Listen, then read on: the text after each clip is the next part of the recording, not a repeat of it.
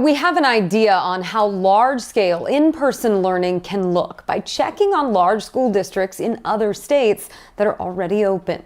Team 10 reporter Adam Rakusin looks how California's plan compares to a district in Florida that brought back more than 100,000 students.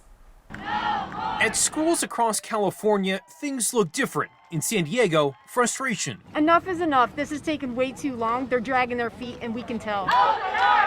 Meanwhile, on the central coast of California, a long-awaited reopening. I think it's a good start for them just to be here a couple hours. And in the Central Valley, some uncertainty. We are planning to return students for in-person instruction as soon as we can meet all of the safety guidelines that have been put forth by the state. This map shows the reopening status of schools around the state. Hybrid and distance learning online are still the main ways students in California are getting an education. This week, California Governor Gavin Newsom said lawmakers are close on a deal that would pump money into districts to help get kids back into the classroom.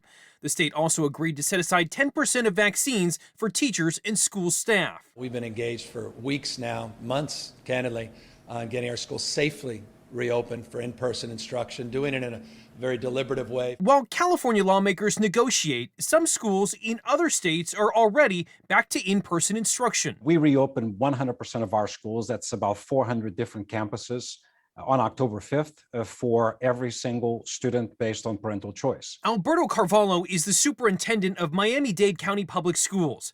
It's the nation's fourth largest school system with nearly 350,000 students and 40,000 employees. Carvalho says about 47% of students are now back in the classroom. Schools have never been a problem here in Miami-Dade because the environment is extremely well controlled. Therefore, the conditions are such that the risk of direct contamination or secondary contamination in the school is very rare, if at all. Carvalho says the district created a transparency tool, set up contact tracing, and modified student movement within schools. They also require masks, mandatory hand washing cycles, social distancing, and electrostatic disinfection of buildings on a daily basis. We went one step further with partnerships with the University of Miami Pediatric Unit for the mobile testing of students. We've been testing our employees since about March last year.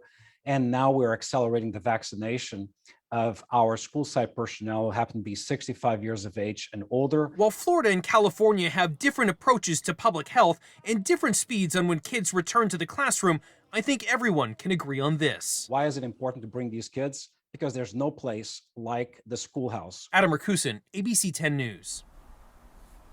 To hear more about how Miami-Dade was able to open, we've included an extended video of our interview on our website, 10news.com. Just click on the rebound.